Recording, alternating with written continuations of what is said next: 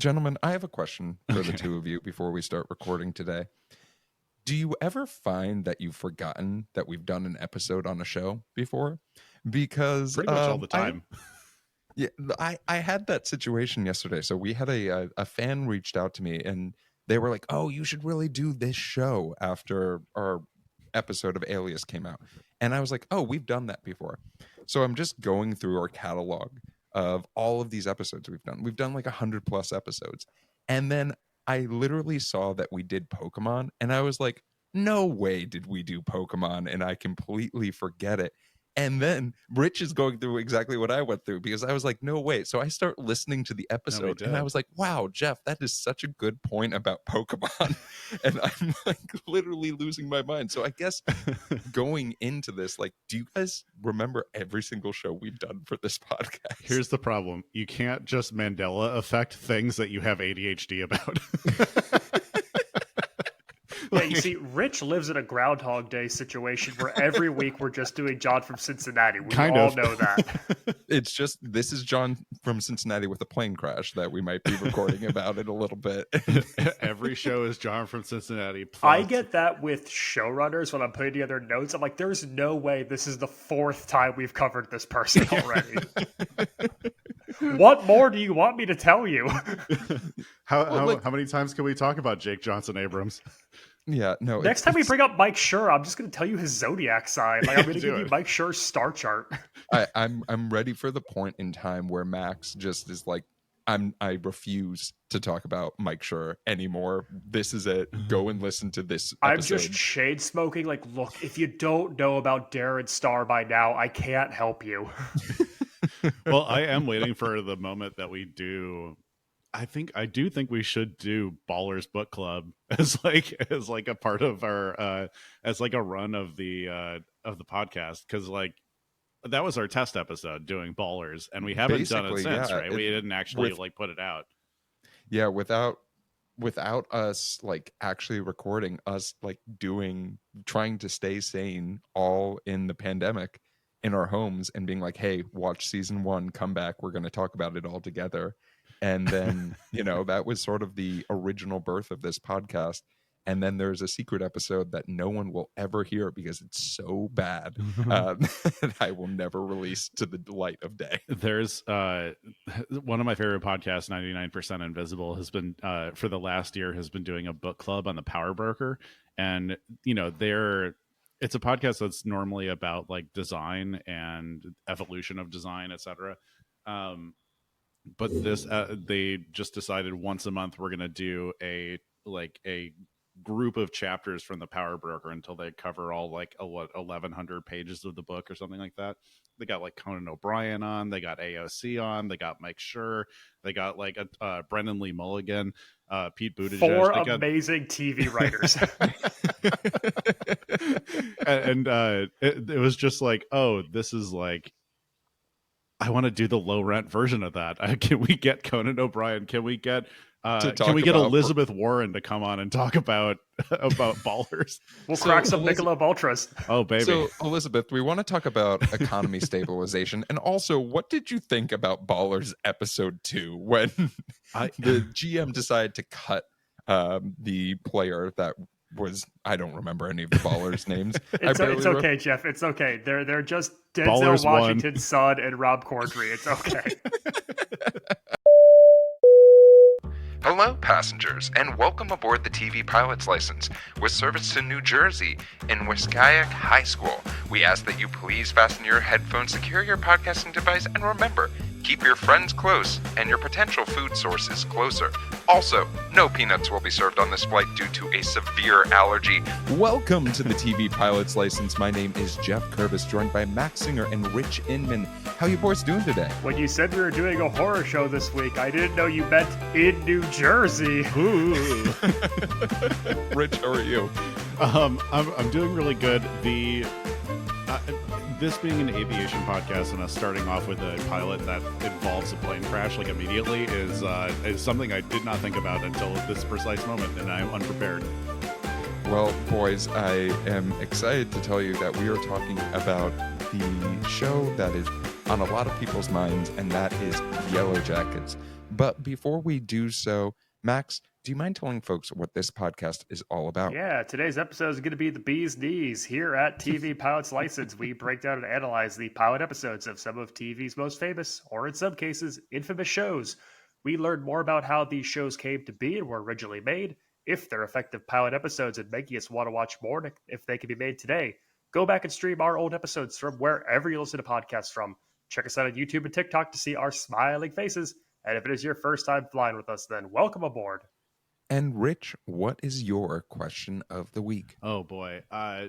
This obviously has me thinking a lot about survival skills again, in the same way that we did about the Survivor episode.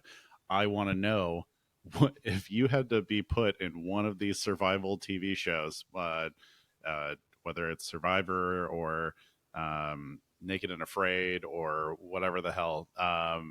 What is the one you're dreading the most? What's the one where you're just like, absolutely not. I am out of there day one.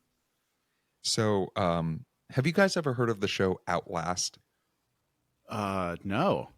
Okay, so let me tell you about the premise of this. They basically go to Siberia and they're like, we're going to just drop off a bunch of you in Siberia.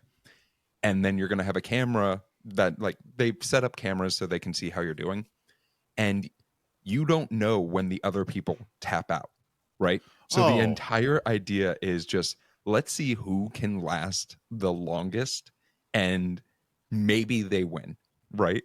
So you could hypothetically go for, like, I think one person went for a full year in Siberia and like did it all and they still lost, right? Like the idea of that is terrifying. So yeah, 100%. If I'm going on alone, I'm going to do one night. I'm going to say, ooh, a little bit chilly. And then I'm going to go home and I'm going to say, oops, or outlast. I did not outlast anyone. I need to go home into my warm bed. Holy so, crap.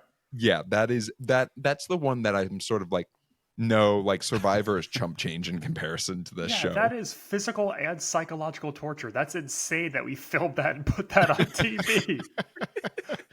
I guess it's just like, all right, you're going to be out there, prepare to be out there for 150 days or something like that. Yeah, and then hopefully that you get... Because you can say like, oh, you know what? I think I got a month in me. I think I got 2 months in me. But do you have that dog in you? Do you think that the person you're competing against has that dog in them? No, I have a very pampered Bichon Frise in me. Max, I'm curious, what is the show that you are afraid of competing on? First off, Jeff, do I see you drinking a Diet Dr. Pepper on today's broadcast? Oh, absolutely. And they don't have these on Outlast and Diet Dr. Pepper. If you'd like to sponsor me, put a nice little fridge behind me. Ooh. Absolutely. You have to bring your own. You keep them in the snow to keep them cold. Rich, you actually named what my pick would have been already. I'm going with Naked and Afraid because if there's two things I hate feeling, it's naked and afraid. Yeah. This is not a mathematics situation. Two negatives do not equal a positive.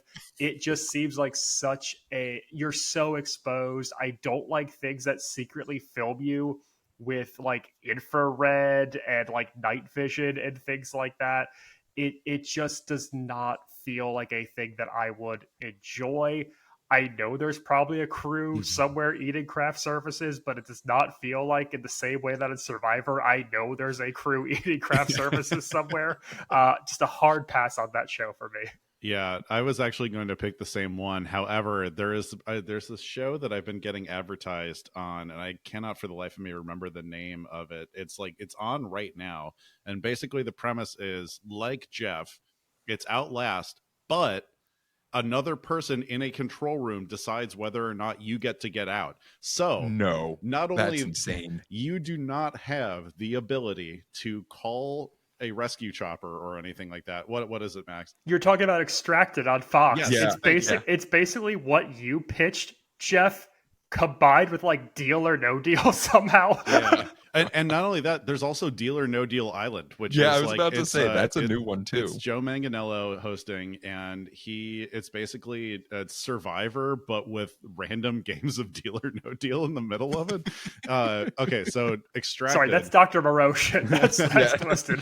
So Extracted is basically like I would compare it with Outlast and Severance, because the innie and the outie basically don't communicate at all, and you could be looking dead in the camera saying, I need to get the hell out of here, and they could say, no, you can win this money. And so that is another, in addition to Outlast psychological torture, you could be begging for mercy and someone could say no, and that's fucking crazy. If I am ever in that situation and you're in the control room, press the button. Yeah, we'll make money. There's other ways to get a SAG card, Max. Oh my gosh. The honorable mention I do have to mention is Dating Naked, which was a short-lived show on VH1 where people were just like would introduce themselves, be naked, and then hang out for a while, which is also insane. But Rich, thank you so much for your question of the week. Let's talk a little bit more about Yellowjackets. But before we do so, let's talk about a quick synopsis of the show. On the eve of a fateful flight, a championship high school girls soccer team celebrates by betraying one another. 25 years later, the survivors do their best imitations of a well-adjusted people. That's a very foreboding synopsis of maybe something that happened, especially when you just say people are survivors and the thing they did 25 years ago, to all of your knowledge, is go on a flight. But before we talk a little bit more about Yellowjackets, Max, can you tell us a little bit more about how this show got made? Today we are talking about the pilot of Yellowjackets, which originally aired on November 14th, 2021 on Showtime, and we're talking about the show's creators Ashley Lyle and Bart Nicholson a bit. Today's creators are a husband and wife duo, both originally from New Jersey. After moving to Los Angeles, the two landed their first gig as writers on The Originals, a spinoff from The Vampire Diaries at the CW. Notable other projects of theirs include Narcos and the short-lived AMC drama Dispatches from Elsewhere. The origins of today's pilot are actually a personal challenge in response to a 2017 announcement that Warner Brothers was planning an all-female adaptation of Lord of the Flies. Lyle found that in the press and in the comment sections a staggering amount of skepticism that girls could be as barbaric as the young boys from the original story. Lyle and Nicholson developed a pilot that would serve as a metaphor for teenage hierarchy and landed on the name Yellowjackets as it thematically fit the show, since actual Yellowjackets are very dependent on a queen and have specific hive mind dynamics. Oh. They originally pitched the show at HBO with a 35-minute presentation outlining 5 seasons of the series, but the series was rejected as the network saw it as a conflict in part to its similar age demographics on Euphoria. The pitch was eventually sold to the Mark Gordon Company, a subsidiary of Lionsgate, who sold the rights to Showtime. The pilot is directed by Karen Kusama, best known for helming Jennifer's Body, but the pilot would undergo extensive reshoots, with additional scenes added and directed by Jamie Travis, who worked on more teen series, including Scream the TV series, Faking It, and the phone sex comedy For a Good Time Call. And that takes us to today's episode. Oh, no one knows a good high schooler turning feral story than Karen Kusama.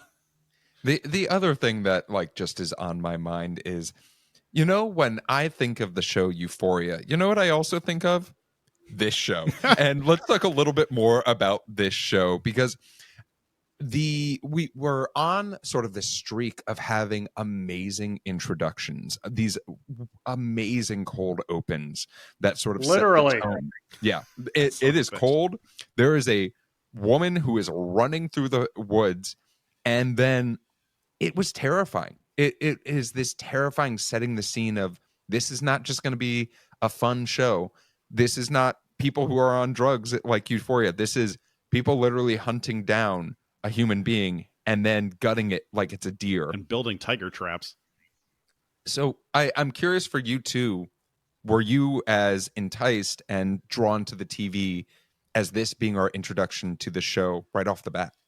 I was definitely curious from the jump. I think also just, you've got these figures in the snow. They get these really great wide shots. Like where they filmed this is stunning. I believe this is a Canadian production, and they get these just gorgeous wide landscapes that look so nice. The way the light hits off the snow.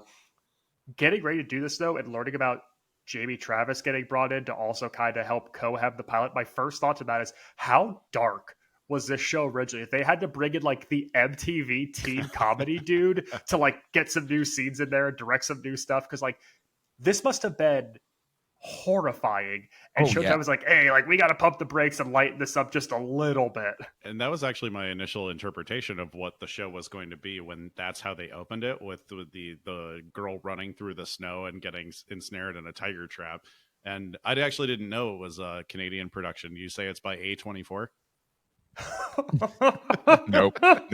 Nope.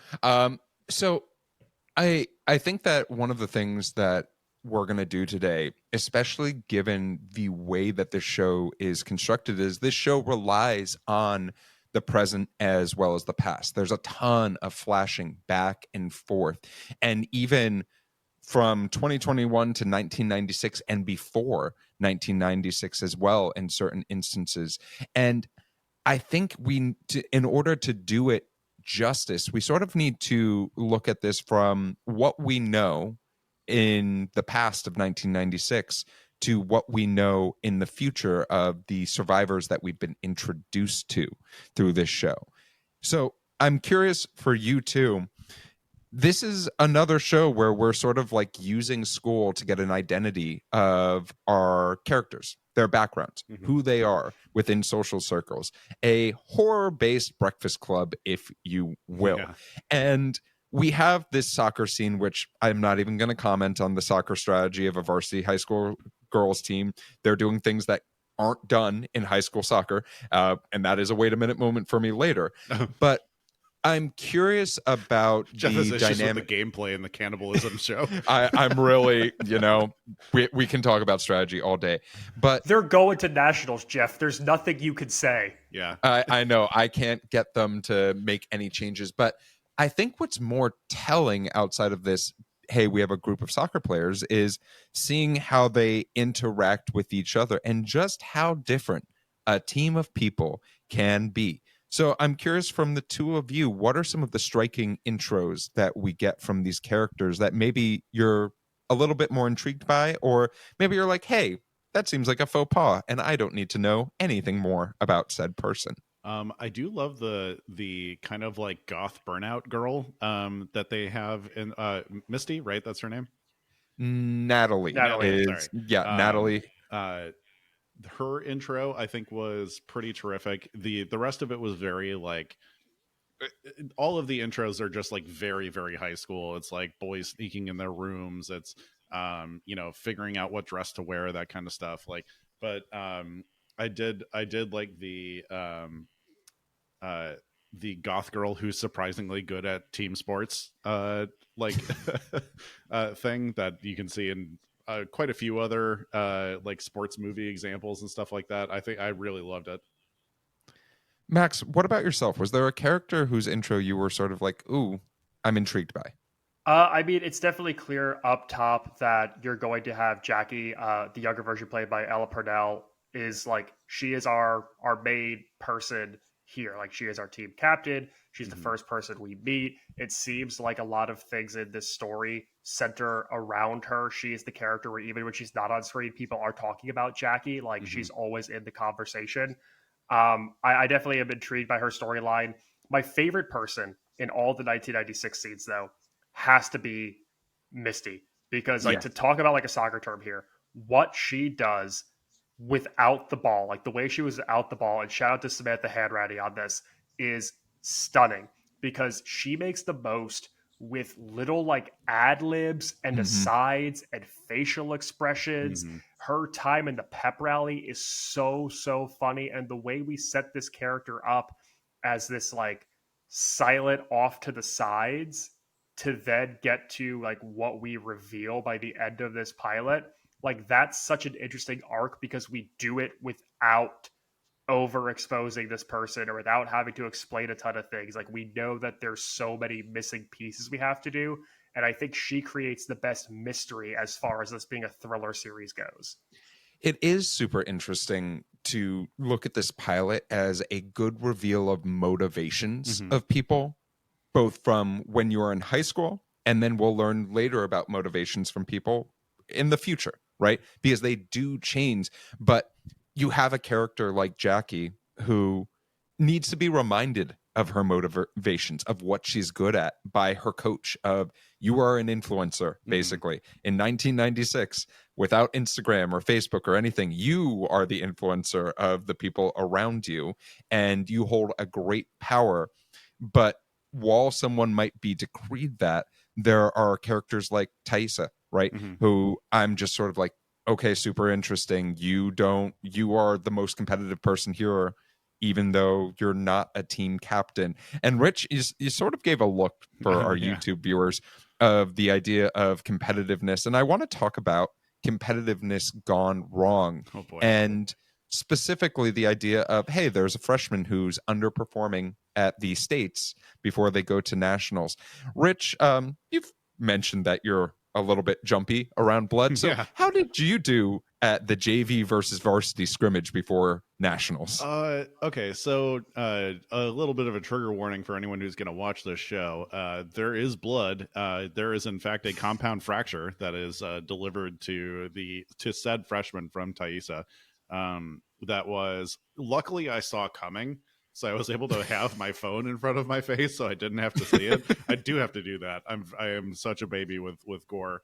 But yeah, it is a little cutthroat for what you expect from a varsity soccer team. But it was a pretty vicious slide tackle to essentially, I don't know if it was intent to injure her per se, because she was finally trying to get the freshman into Melissa, is that her name? The freshman Allie. Allie, yeah. Sorry. I'm just gonna misname every single character in the show. So when she slide tackles Gabrielle, she causes a horrifying amount of damage to the point where people are getting very ill next to, like, after seeing it. And I don't know, it does create this like bizarre, like you said, Geoff, it's a bizarre relationship between all of these people where they're like, yeah, we're on the same team together, but everyone seems to have a different opinion on everything, and they're not really coming together as a team. That's probably foreshadowing. But I like that. I liked how mean this show portrayed high school. I like how it showed that, like, we have this thing in common, but we're not the same people. And they do a good job of showing you the different backgrounds, even though we're like in very picturesque suburban New Jersey, that like not everyone has the same social status, the same economic status, the same situation at home. People are in this for different reasons. We have people on this team that are getting acceptance letters to Ivies, and people on this team who may not have the means to go to college. It is also beyond just the pitch. It is cutthroat in social circles and the way that people use their own hierarchy on each other. The dynamics between Jackie and Shauna are fascinating. Yeah, they're so wild. Fascinating in the way that, you know, Jackie kind of like gives all of this stuff to Shauna and like gives her jewelry and gives her clothing and tries to get her a boy, and all the while like Shauna's secretly holding all of this power that Jackie knows nothing about. The dynamics in the show are just so different from other high school shows where it feels like everything is very much put into neat little boxes. The show does not play in those same tropes one bit.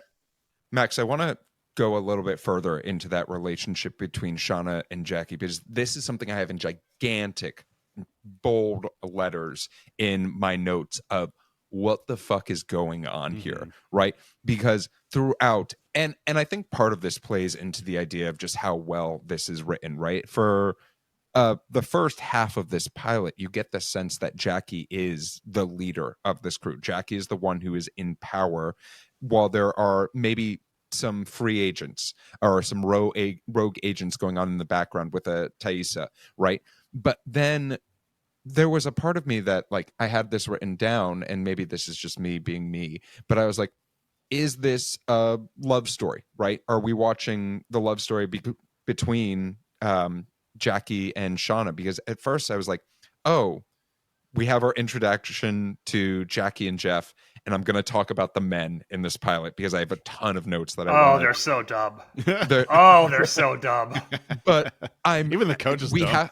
we have this what I can only call a odd fingering scene in the middle at the beginning I of wish this you pilot. It's already out And- there. Can't be edited. and there's not any chemistry between Geoff and Jackie, but then as soon as Jackie even is walking up to Shauna's car, I'm like, there's something so special about this scene that I automatically know that these two people are linked. Well, yeah, because men ain't shit and girlfriends are forever. Duh. Yeah. Oh my God. But Max, you sort of bring it up. All of the men that we meet in this pilot are some of the dumbest human beings in the world.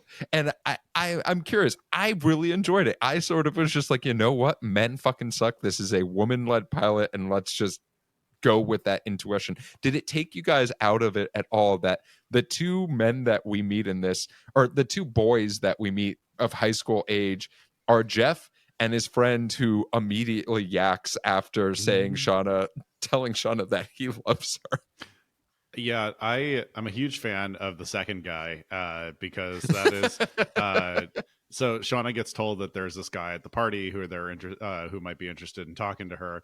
That they bond over the fact that he's such an idiot, which is beautiful. And at the party, it is revealed we're standing right behind Shauna is this character chugging one beer from a keg, saying, "This one's for you. This one, what was it, sweetheart or something like that, or sexy lady or something like that." Yeah. And then immediately yaks like behind the car.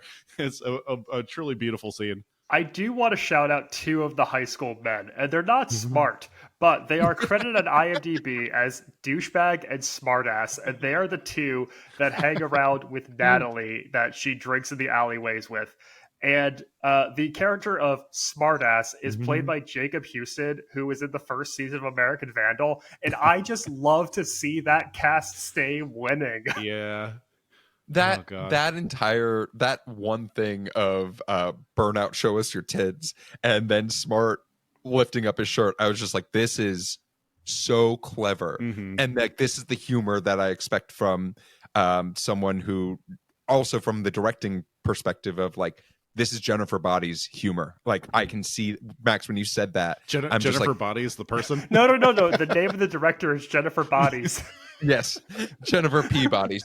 No, I am just like, okay, like, there are moments of this show where, yeah, it gets really dark, but there are moments where this show is really fucking funny. Oh, yeah. And like, and you need that in a horror show. You need there to be moments that are a little bit of levity so that you're still like, oh, not everything is a scare. Not everything is me being like Jesus Christ. Well, this is what you guys were talking about, I think, with the feel that like bringing in that, what is it, the MTV or VH1 comedy writer.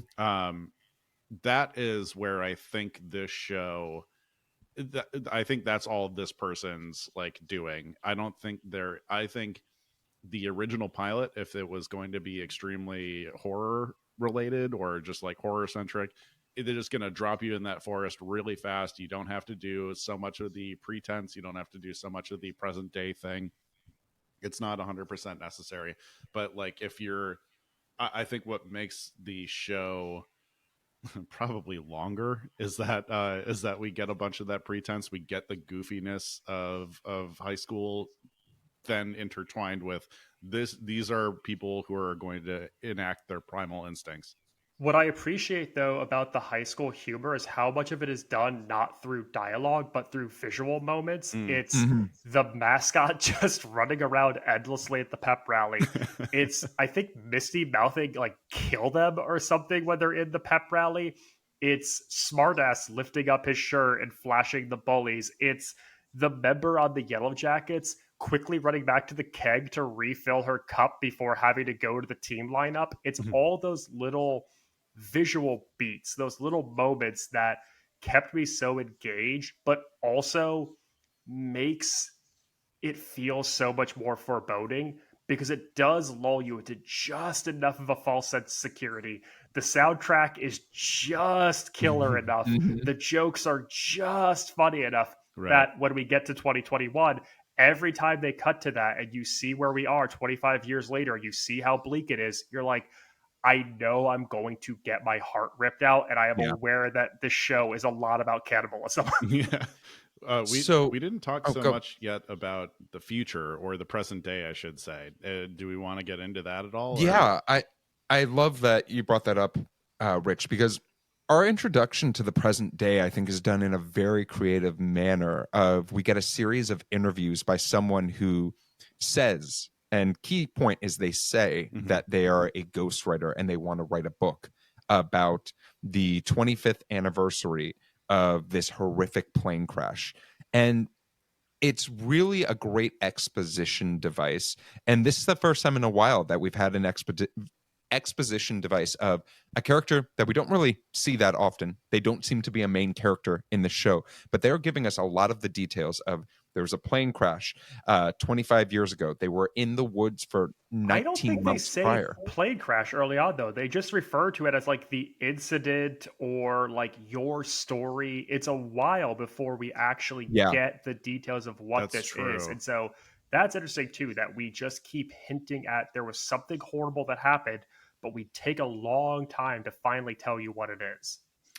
Yeah, and it's definitely super interesting to see the reaction of all of these different people, right? We see the principal. We recognize the principal. It's the same person. Geez, that is job security if you're the principal for 25 years in a row.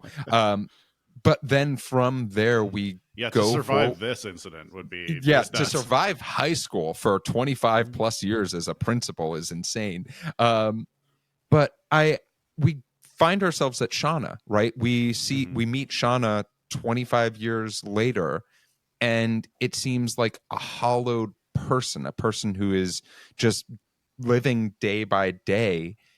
And I find it so interesting when this writer introduces herself, we see the many sides and personalities of her when she sort of flips a switch and calls her a smug little bitch.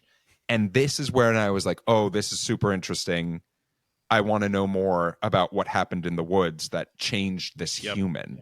I'm curious for you two. Was there a moment with Shauna or with one of these other characters where you're like, something's up here and I need to know more?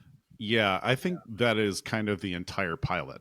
I think they have set this pilot up in such a way with Shauna hiding secrets, with Taissa hiding secrets, with Natalie hiding secrets, with Misty kind of being like unaware of what might happen. And also what this entire pilot does too is it doesn't quite give you a definitive answer of who survived and how many people survived. Sure. And that, I think, it was kind of relentless with the foreshadowing of it all, of just like, okay, this person got injured, so they're not on the flight. This person couldn't afford it or whatever, and they're not on the flight. It makes it's like a logic puzzle that you're like trying to like follow in your brain of like who's there, who's not there, who's eaten, who's like about to be killed, who's got secrets. It has like you have no understanding of how many people actually are left after this. You got 4 key figures who are that you got. That's the only definitive answer, but you have no idea who else is there or not there anymore. So I'm curious for you two. I think that one of the things that I found interesting in here is when we are dealing with people who aren't our survivors, right? And this pilot, we meet 3 or 4 of them. We meet Misty, we meet Natalie, we meet Taissa, and we meet Shauna. They have interactions with non-survivors that are very cold, it almost seems like. And I thought this was an interesting writing choice in the idea of, cool, no one will understand their struggles. No one will understand what happened in the woods, even if they are trying to be understanding. Did that stand out to you all as well? Like, one example was when Thais is running for state senate and she has the photographer in her room, and he says a line that I genuinely cringed at, calling her the queer Kamala. Queer Kamala. And I was like, my dear God, this was made in 2020 when they said that out loud. And that's insane to me. Yeah. Like, and that's not the only one. There's an interaction with Shauna and her daughter where I'm just like, oh Jesus Christ, this is fucking awful. Yeah. Did it make you cringe as well? I definitely think that after this long of a period of time, you can kind of take your foot off the gas a little bit, but they're so just like overly protective of like what they went through, their assertion that they're just fine, they're good, they don't want to talk about it anymore. And then for Shauna to eventually reveal that she has kept all of her journals and logs of their time during the plane crash, like aftermath of, you know, survival and cannibalism and all that shit. Like you can see that they're protecting something, but I feel like they didn't necessarily have to. I don't know. Yeah, I feel like people would have been understanding, but it also gives an air of like, okay, did they do something that was so far beyond the actual cannibalism element? Because you don't really like, I wouldn't judge someone for being in that situation and having to do that. Like, if there's a comparison point, I think a lot of this show is based on the Uruguayan rugby crash in 1972, where like this like youth rugby team survived in the Chilean mountains for and 2 there is months. a great movie based on that story, Mhm. Society of the Snow. Yeah. That was up for some Oscars the other year. Yeah, and I feel like, you know, they had this like one part of after their survival, like the church like was like the Catholic Church was frowning on their on them like resorting to cannibalism. I'm like, bitch, you weren't there. And then like I don't know. It just like I feel like people would be more understanding and, you know, probably grossed out, but understanding. Max, go Well, ahead. I think it shows that like when you go back to suburbia, there's certain societal expectations that are put into place for you. And I think there's something getting to see the majority of this through Shada and like how dark like a mundane life in the suburbs can be, like when you have time to sit with that. Like it's clear that Shauna has sat with this every single day. Mm-hmm. Thaisa is ever competitive and has channeled whatever rage or tenacity or feel like she has to continue to push herself into a political career. Natalie has leaned on the same bad habits from high school, and we see her in rehab, and it feels like not the first time. And there's a lot of other things we see with her that make it seem like she's going down a dark path. And Shauna has the suburbs, and she Mhm. also has all of her writings from this 19 months. She has burner phones. I have a real question about why this like quiet suburban mom has burner phones hidden in her bedroom. Like there's something underneath that I'm not saying is darker than like the other abuse issues, but like it raises more questions because it's not as cut and dry as like where everyone else is coming from. And that's one of the things that I think the show does such a good job of, right? Is the idea that not only does it give us moments where we're saying, Jesus Christ, that's terrifying, Right. or wow, that's funny. As a pilot, it opens up a ton of mysteries. And we know the ending, at least for 3 people, of this tragedy, that they survived the tragedy. They lasted the 19 months in the woods. Yep. But it's a really good sign that, you know, we're asking these questions of how did this happen? Why is this person like this? What actually happened in the fucking woods? And I think that one of the things I sort of want to end at is one of our survivors that we did not discuss in depth is Misty. Yes. The seeing this terrifying scene in a old folks home where we see and we start to get a real sense of Misty's power and maybe also how deranged as of a human being she is with how she treats this person that she has clear authority over, even if it is just because of a disability or a handicap in this instance. So basically, Misty is a nurse, like attendant at this like elder care facility, and one of her patients is essentially rebelling against the staff by not eating. And going so far to even like not speak to them and knock over her own food and stuff like that. So Misty replies by by saying "Don't fuck with me" and taking her morphine for the day away from this person, so that person lays in agony for an entire day, I guess, while she just to like get back at her. So yeah, she's very capable of a lot of shit.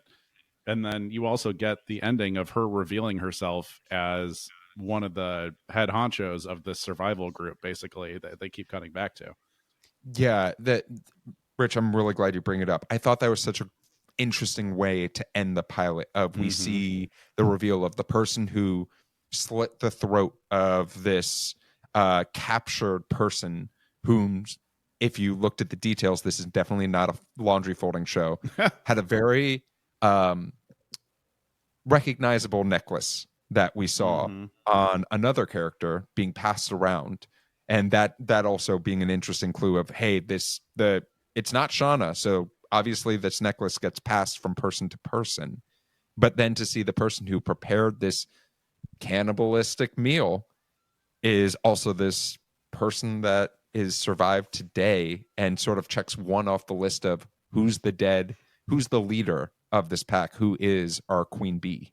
Well, Yeah. it's how does someone come from literally being on the sidelines to having this power complex that we see in 2021? Like I said, it's evident that this person's arc is going to have the most drastic change, because the version we saw of her in high school and the version we see of her now, there's no comparison between those two people. Like, this is a new person. The goofy ball girl helping out in high school, the sideline character, she does not exist anymore. Yeah.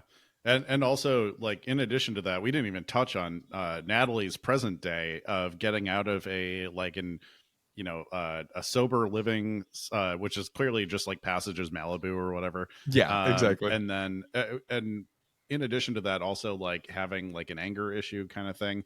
But she goes to a storage locker where she has a beautiful Porsche 911 sitting in there under a cover. But in the frunk of the Porsche 911 is a fucking sniper rifle, which then she closes up, and now she's hitting the road with the sniper rifle in tow. And so now there's like a ticking clock / hunting element to the present day, in addition to the cannibalism factor. That scene, though, also has, I think, maybe the funniest foreshadowing line, because it's immediately preceded by Ty and Shauna meeting in the diner, and Shauna has the line, "As long as no one does anything crazy, we have nothing to worry about." And I'm sitting there like, well, obviously someone's going to do something crazy. But gentlemen, that is the pilot of Yellowjackets, and I was curious, were there any things that you loved about this pilot that maybe you'd like to give a little bit more shine? Max, that emphatic head shake, yes. This is the single best use of Informer by Snow in a TV pilot of all time. And not just that, Informer by Snow, Good Vibrations by Marky Mark and the Funky Bunch, Today by Smashing Pumpkins. We've got Liz Phair, Miss World by Hole, PJ Harvey, Down by the Water, for an amazing LSD trip sequence.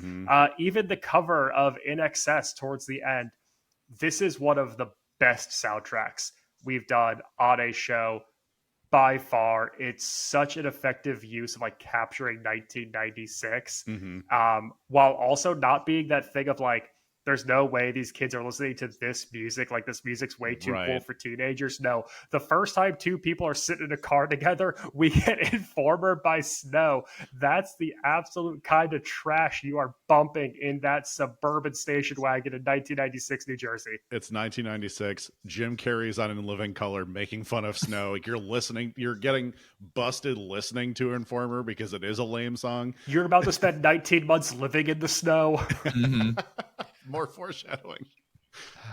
Rich, what about yourself? Oh God. In a show that has so much, there has to, like, it's hard to pick out anything as a standout part of this show, but I got to go with Shauna present day watching some sort of game show and watching a contestant get an answer wrong and saying, "Linda, you dumb bitch." It's hard. It's hard to top that line. I really chuckled. This show is so funny, and like there was speaking of about a funny line, one of my things that I loved was the pep rally when they bring out the baseball team and the principal says, "Boys, you tried," and it was just so. Boy, do I relate to that! Holy crap! And I was cracking up at that line. God, that's funny. But also there was a really powerful montage before the girls boarded the flight. We see each of the girls the morning after the party. That gives us just a little additional hint about how each of them is doing what is going on in the background. And it's such a good use of a montage. It's such a good tool of like not being like, oh, well, that one girl's on medication and you know what that's for. It's like, no, we that see is a her good take the medication element too. Yeah, we do also keep shitting on the boys' baseball team in that sequence when the sign on the diner gets changed to "We're proud of our boys' jacket." Yeah, that was incredible. Oh, so fucking funny. Fuck that baseball team. Yeah. FTK. Happy spring training. No, this has been a secret spring training podcast the entire time. Pitchers and catchers report to get roasted. Let's talk about wait a minute moments. And there's just one that I'm going to really quickly go on.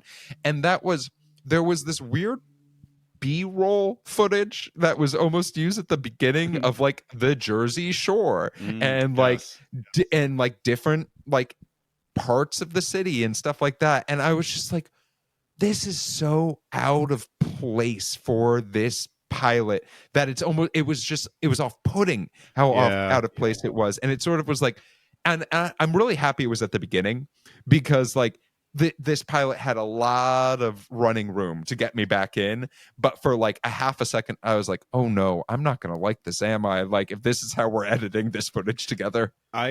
It's so funny because I had that exact same thought, because the moment before they aired all that B-roll of the Jersey Shore was I was like, I have played baseball at that high school. That high school is 100% in Los Angeles where they filmed this. And it's like, you can tell from like the outdoor parking structure of it. Sure. I'm like, I've seen that 100 times. I know exactly where that is. But then to immediately go, like throw in the Jersey Shore, it feels very much like when they shoot something that's supposed to be in Chicago and it's very evidently Vancouver. Yeah, 100% though, Jeff. It's absolutely like, it feels like the kind of movie that you would put into a bargain DVD pack where it's like American Pie 2 and then this other sex comedy. I'm curious, for the two of you, were there any wait a minute moments that things that caused you pause while watching this pilot? Ooh, my biggest feeling when we got to the end of this pilot is that it was playing too many tricks on the viewer. It was very much like over foreshadowing. It was a little too long, and you know, I just felt like it just felt like they were trying to tons of needle drops. It felt like someone just like threw this in like an AI like millennial attention getter generator, and it just felt like a little bit too much. Like they weren't confident in the actual storytelling. It almost felt like they were just like, all right, here's it didn't have that nice feeling of like when Severance is like, it's creating a world and you want to keep asking questions because there's like really high stakes, or you're curious of what the stakes are. I'm like, you know, going like maybe halfway through this pilot, plane crash, disaster in the woods, cannibalism, like, you know, you get it. And I feel like they spend a little bit too much time just trying to build suspense for something that you know is going to happen, if that makes sense. Sure. Max, what about you? I mean, in a show where a human being gets strung up and drained like a deer, the worst thing I saw was still a compound fracture. Yeah, there are a couple of foreshadowing lines that involve Jackie that I thought, even for me, were a little bit too heavy-handed. When the coach says to her, Jackie, you possess influence. When things get tough out there, those girls are going to need someone to count on.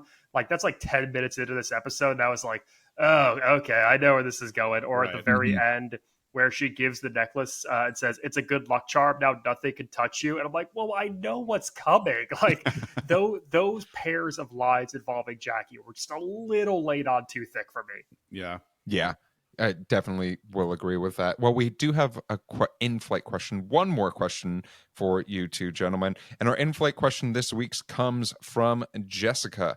And Jessica asks, if I can pull it up, what type of sports team would you want to be stranded in the wilderness of Canada with? So I am asking you to think of just a regular varsity high school sports team, and who do you think you'd be the most set to be with? So, Max, I'm going to put you on the spot. What's the varsity team? Well, I'm going to even go more specific because at first I thought it was just pick a sports team, and I was going to say the 1986 New York Mets. Wait, you want to be surrounded by a bunch of cocaine dependent athletes? Was there anyone in particular from the New York Mets of 1986 that you were like, yes, they would thrive in the outdoors? Listen, I think there's enough people there with enough ideas and enough energy to help keep us moving, to help keep a hierarchy in place. Plus, they are champions. You forget that for everything that team went through, for all the struggles they had, they were world champions. Okay, so Max picks the 1986 Mets. I'm going to pick a varsity high school team. I got to go with football. I think football has the combination of height and strength to kind of take, like, I feel like there's enough ingenuity, there's enough like brute strength to try to get people. Plus, you can fucking eat the linemen. I mean, that's like a couple months at least. Yeah, and pounded the slabs like Rocky. Yeah, I'm sorry, but you're going under. I was thinking about this a lot because I was like, football was the first thing that came to mind, right? Mm-hmm. Because it's just like, oh, you got some size in case you run into some like wildlife that you need to take down. The problem is the hunger. I've never seen anyone hungrier than a high school football athlete. You have the hunger that you're dealing with, and I don't think that plane has much food on it.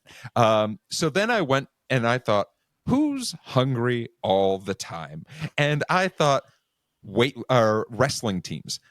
Men's wrestling teams in high school are used to being just hungry, also very strong for their size. They can grapple like a motherfucker. And like those are all important skills that I think I would need. I need people who are used to being hungry, maybe not having a meal a few days in a row, but can still do the damn thing when they need to. Yeah, but if you draw the short straw, you're going down quick.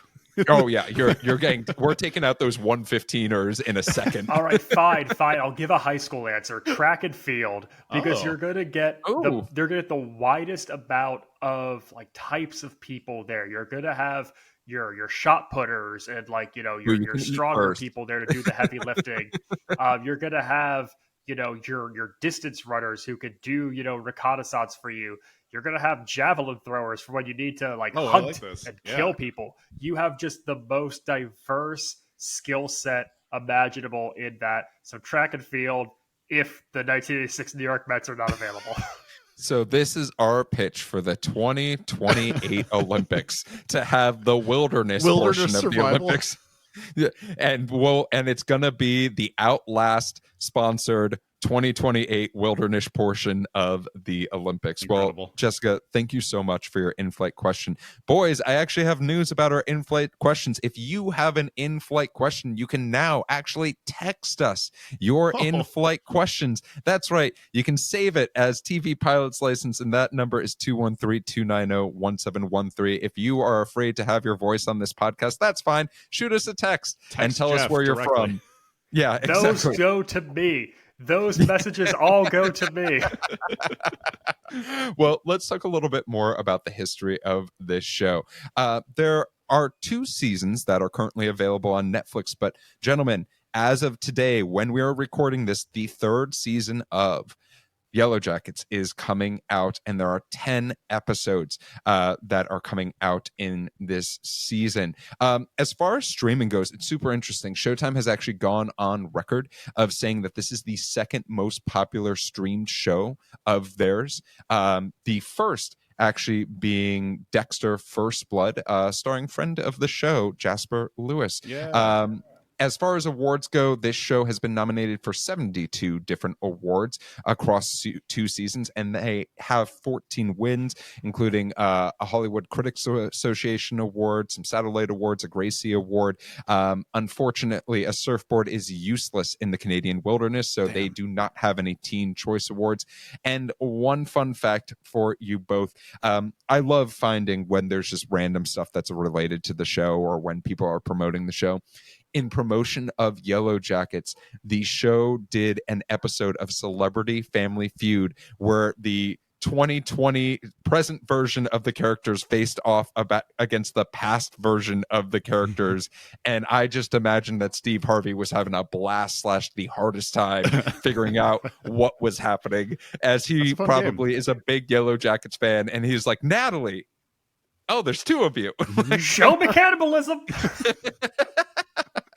But that is the history of this show. And Rich, it is now time for your game of the week. Yeah. All right. So naturally, Yellowjackets, as we alluded to earlier, appears to be inspired by the actual 1972 plane crash involving a youth rugby team from Uruguay landing in the Andes Mountains. Of the 45 people aboard the plane, 16 survived the whole 2-month ordeal. Survivors battled freezing conditions, an avalanche, a treacherous hike to try to find anybody to come get help, and of course, unfortunately, resorting to cannibalism. But that's not what this game about. They said Buzz Buzz a lot, so here's some trivia about Edwin Buzz Aldrin. All right. In addition to Buzz, Aldrin was given another nickname. Was it A, Sergei Blastov, a poke at the Soviet space program, B, Buzz Lightyear, C, Rocket Man, D, Dr. Rendezvous? I'm going with D, Dr. Rendezvous. Dr. Rendezvous sounds fun. I'd like to rendezvous. It's also the least fun answer. It was D, Dr. Rendezvous. You see, that feels like something that like 1970s, like prog rock era, you would just call a dude. Is like, oh man, that's what was it, Dr. what? Dr. Rendezvous. Yeah, it's Dr. Rendezvous. It sounds like a shock jock for sure. Like he did get that while pursuing his doctorate at MIT. All right, second question. In addition to being the second person to walk on the moon, Aldrin was the first person to do what on the moon? A, play golf, B, have a religious ceremony, C, make art, D, write his name on the surface of the moon. I want it to be write his name on the surface of the moon, because I could just imagine him just being like, look what I did. Do you write just Buzz? I'm going to say it's A, play golf. We all know there's no God on the moon. Unfortunately, Max, there is a moon god. He established the first Presbyterian ceremony on the moon by taking communion as they landed. See, I disagree with that. The moon has to be 18 years old, and then it gets to decide what religion it wants to practice. Jeff, how old do you think the moon is? It is just 18 as of today. So for the first 17 years of your life, there was no moon. You have to go by moon years, and moon years are a multiple of regular AD years. I'm going to stop this bit. Rich, any more questions? That is the game of the week. Excellent. Well, Rich, thank you so much for that game of the week. Gentlemen, we are coming to a close on this episode of the TV Pilots License, but I have 2 questions for each of you. And the first is, there's a lot of mysteries that we've been introduced to. Are you interested in watching the second episode of Yellowjackets, just based off of the pilot and the pilot alone? And the second is, Max, you sort of brought up a really interesting point in the idea that this show sort of delved so deep into the concept of horror that they had to do extensive reshoots to make sure it even saw the light of day on Showtime. So I'm curious from the 2 of you if you think that there is a space for horror-based television on TV right now, or maybe do we have to dilute it with comedy or dilute it with a little bit of something else so that people will eat their horror vegetables? Don't tell Ryan Murphy our answer, yes or no. Max, I'm curious about your thoughts. This is the show that I had to sit with the longest before I came to an answer, because it's real gross. Like it's really gory.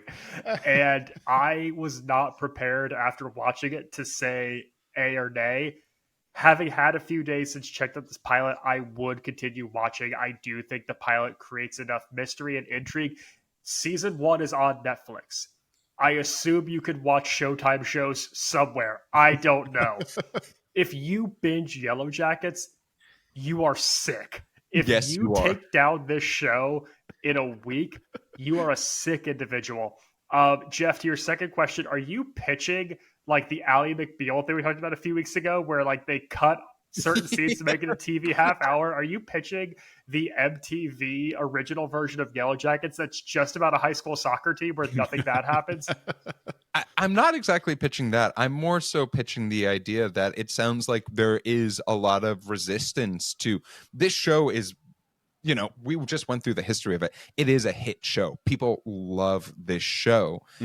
Do we think that, you know, even though there was some resistance to the idea of there being horror TV or horror inspired television, that like maybe there needs to be more of it? Because like American Horror Story is starting to die down. Like that Ryan Murphy does have a grip hold on FX as a network and Hulu and all of those things, but there is something to be said about that show also slowing down and maybe people not being as open to that genre as once believed. Yeah, I mean, I think the thing with Yellowjackets, it's that it's real horror, and it doesn't deal with the psychological or the supernatural. It's things that, although improbable, are possible. And I think that, yeah, you may need a little spoonful of sugar to take that medicine, because it's real. Like there's no monsters or boogeymen or any of the things from American Horror Stories. Like you almost need a little palate cleanser to get through this. Otherwise, it's just like, I don't know, it's just otherwise a Gen X Donner Party, and I don't know how much you could sell me on that. Yeah. Rich, what about yourself? I personally would watch more of this show. Understanding that I am not a huge fan of gore. I don't particularly see this show as a horror show, because I think horror has to have a big bad or a supernatural element to it. Either one of those. There is no Texas Chainsaw Guy. There is no Freddy and Jason. It is a survival story. It is people resorting to their most primal needs, basically. This doesn't feel like it is horror. I'm sure it gets absolutely batshit crazy, but I am watching more of it. If you know, like I said in my wait a minute moment thing, it is just an absolute avalanche of foreshadowing stuff, where it's just like, what's gonna happen, all right, what's gonna happen with this person, is that person gonna survive, like, oh, that person's not gonna have their meds, are they gonna go crazy? You know, it is like, that aside, I am going to watch more of it, and I do think there's always going to be a space on TV for more horror stuff. Like I think if Ryan Murphy's success has proved anything, is that people want acapella and people want horror. Yep, just those two things. Things. Put them together. Interesting. So as far as myself, I have news. I have watched the second episode of this show, and Max, against protest, I watched it immediately after the first episode of this show. Please tell me that douchebag and smartass are going to be okay. I think that you will be very pleased. But as far as more horror, I am going to point towards the Oscars, and I'm not going to talk about a movie that Timothée Chalamet was in. I'm going to talk a little bit about a movie that we've talked about before, in The Substance, and how people hungered for it and were so excited about it, and it's getting all this buzz and hits. I think that we are coming up on not what I'll call a renaissance of horror, but a realization that there is a lot of opportunity with that genre that TV hasn't really played around with. Do I see major networks getting super into it? No, I don't. Evil was a really interesting show, and it didn't hold people's attention, unfortunately. It did in the circle of friends that I have. Yep, Karama Dankwa, if you are listening to this, I know you love evil. But what I will say is I hope that networks take more chances. I hope streamers take more chances with this genre and hopefully come up with really interesting psychological stuff that captures my attention, and I can watch one episode every other day and then maybe be able to sleep a few hours afterwards. Well, gentlemen, that is our pilot. But before we go, I want to make sure that folks can find you wherever they would like. So, Max, where can folks find you? You could find me in the Criterion Closet promoting the films of Jennifer Bodies, and on all things social media at Maxwell Singh. Rich, what about yourself?